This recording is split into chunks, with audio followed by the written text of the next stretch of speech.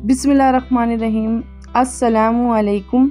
यकीनन आप समझ ही गए होंगे आज मैं आपको शेयर कर रही हूँ कूंडों के महीने में सूजी की मीठी टिक्कियाँ।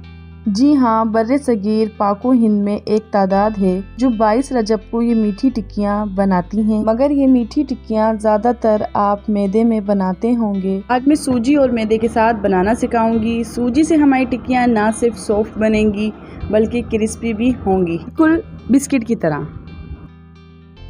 ये देखें कितनी सॉफ्ट और इजी तरीके से बनकर तैयार हो गई। तो मेरी वीडियो बग़ैर स्किप किए पूरी देखिए, क्योंकि इसमें कुछ ख़ास टिप है जो आगे चलकर आपको बताऊंगी।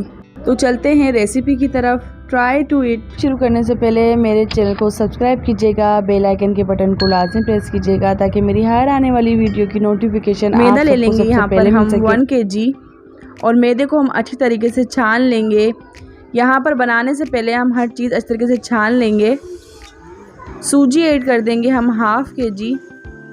सूजी से बहुत अच्छा सा टेस्ट आएगा, क्रिस्पी बनकर तैयार होंगी।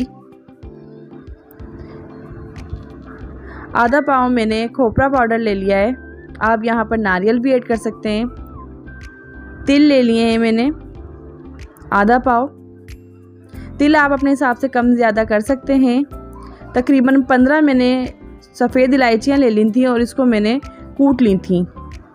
3 पाव मेरी चीनी थी 750 ग्राम और इसको मैंने ग्राइंडर में डालकर ग्राइंड कर ली थी और इसको हम मिक्स कर लेंगे। तो ये सेम एक्यूरेट रेसिपी है। मीठा भी बिल्कुल सही था ये 3 पाव में। मैं इसमें देसी घी ऐड कर रही हूँ। 1 प्याली मेजरमेंट के हिसाब से 375 ग्राम है। आप यहाँ पर सादा घी भी ऐड कर सकते हैं। देसी घी की तो अपनी अलग ही बात है। घी ऐड करने के बाद हमारी पूरियाँ बहुत खस्ता बन के तैयार होंगी। अब हम इन सब इंग्रेडिएंट्स को आपस में मिक्स कर लेंगे ताकि ये अच्छी तरीके से सारे इंग्रेडिएंट्स मिक्स हो जाएं। आधा किलो दूध ले लिया था। इसको मैंने बॉयल करने के बाद नीम गर्म दूध कर लिया था ताकि मैं इसकी डो अच्छी से तैयार कर लूँ, क्योंकि ये डो जो है मुझे चपाती जैसी पतली नहीं चाहिए। इसको थोड़ी मुझे थिक तैयार करना है ताकि ये अच्छी तरीके से डो जम जाए और ये बहुत अच्छी सी तैयार हो जाए ताकि हमारी पूरियाँ बिखरे नहीं फ्राई करते वक्त और टूटे नहीं।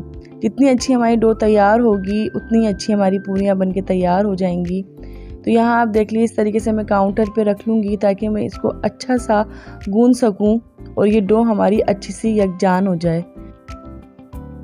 इसको थोड़ा हम सख्त हाथों से गूंदेंगे और हथेलियों से इस तरीके से हम मैश करते जाएंगे, क्योंकि ये डो थोड़ी सख्त होती है। और इस डो को हम तकरीबन 15 से 20 मिनट तक मैं गूंदती रही हूँ। और आप भी बग़ैर स्किप किए अगर आपने अच्छी पूरियाँ बनानी हैं तो स्किप नहीं कीजिएगा प्लीज़, और इस तरीके से वीडियो देखते जाइए। ये देखिए मैंने किस तरीके से मैं इसको सख्त हाथों से गूंदती जा रही हूँ और डो हमारी सख्त होती जा रही है। तो यहाँ तकरीबन मेरी ये डो तैयार हो गई है खस्ता पूरियाँ बनने के लिए। तो ये देखिए कितनी सॉफ्ट भी है और सख्त भी है। ये इस तरीके से नहीं है कि हमारी डो में गुठलियाँ हों। तो ये मैंने इसको अच्छी तरीके से गूंद के इसकी गुठलियाँ ख़त्म कर दी थी और आधा किलो में से ये दूध बच गया था। आप अपना देख लीजिएगा, क्योंकि सूजी और मैदा सबकी अलग अलग होती है कितना दूध पिएगी, तो ये आप अपना अंदाज़ा लगा सकते हैं। तो यहाँ मैंने तकरीबन आधा घंटा रेस्ट देने के बाद इस डो को मैंने गूंद लिया था। अगर आपके पास कटर है तो आप कटर से भी कटिंग कर सकते हैं, नहीं तो गिलास से भी कटिंग कर सकते हैं। अक्सर घरों में गिलास तो होते ही हैं। इसको मैंने बेल लिया था और इसकी थिकनेस कितनी होनी चाहिए, तकरीबन आधा इंच के बराबर इसकी थिकनेस होनी चाहिए, यानी ये इतनी मोटी होनी चाहिए। और यहाँ पर हम कटर से कटिंग कर लेंगे। वैसे तो आप इसको किसी भी शेप में कटिंग कर सकते हैं। मैंने यहाँ पर गोल कटर ले लिया है और देखिए इस तरीके से मैंने कटिंग कर ली थी। और ऑयल भी मैंने फ्राई पैन में अच्छा सा गर्म कर लिया था। तो ये देखिए हमारा ऑयल भी अच्छा सा गर्म हो गया है, क्योंकि अभी हम इसको बहुत मीडियम फ्लेम में फ्राई करेंगे। अगर ज़्यादा तेज़ फ्लेम में इसको फ्राई करेंगे तो ये एकदम ऊपर से गोल्डन ब्राउन हो जाएंगी और अंदर से मैदा हमारी कच्ची रह जाएगी। तो इसको हम बहुत ही मीडियम फ्लेम में फ्राई करते जाएंगे। यहाँ पर गैस की फ्लेम देखिए कितनी कम है। तो ये आहिस्ता आहिस्ता बन के हमारी तैयार होंगी और क्रिस्पी बन के तैयार होंगी। यहाँ पर हम बहुत सॉफ्ट अंदाज में यहाँ पर पूरियाँ ऐड कर देंगे, क्योंकि ये बहुत नाजुक होती हैं। और यहाँ पर हम ज़्यादा पूरियाँ ऐड नहीं करेंगे ताकि ये एक दूसरे में हमें पलटने में आसानी हो, टकराए नहीं।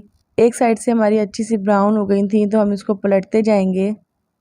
और बहुत आहिस्ता से हम इसको पलटेंगे क्योंकि बहुत ये नाजुक होती है और बहुत नरम होती है जिस वक्त हम इसको फ्राई कर रहे होते हैं, तो आपस में ये मिलके टूट नहीं जाए। तो एक साइड हमारी अच्छी सी गोल्डन ब्राउन हो गई थी, तो दूसरी साइड हम पलट देंगे। तो ये देखिए गोल्डन ब्राउन कितनी अच्छी हो गई हैं, देखने में कितनी अच्छी लग रही हैं और खाने में ये इतनी खुश जायका थी और इंशाल्लाह बहुत अच्छी बनके तैयार होंगी। ये हमारी पूरियाँ यहाँ तैयार हो गई हैं, तो अब हम इसको डिश आउट कर लेंगे बहुत एहतियात के साथ, क्योंकि जिस वक्त हम इसको फ्राई करने के बाद निकालते हैं बहुत सॉफ्ट होती हैं और इसको थोड़ी देर हवा लगने के बाद ये बहुत क्रिस्पी हो जाती हैं। तो ये देखिए कितनी मज़ेदार बनके तैयार हुई हैं। आप इसको लाजमी ट्राई कीजिएगा और कमेंट्स करके लाजमी बताइएगा कि आपकी पूरियाँ सेम ऐसी बनी या नहीं। तो अपना ढेर सारा ख्याल रखिएगा, मुझे दुआओं में याद रखिएगा। मिलते हैं एक प्यारी सी रेसिपी के साथ, मीठी और नमकीन रेसिपी के साथ। अल्लाह हाफिज़।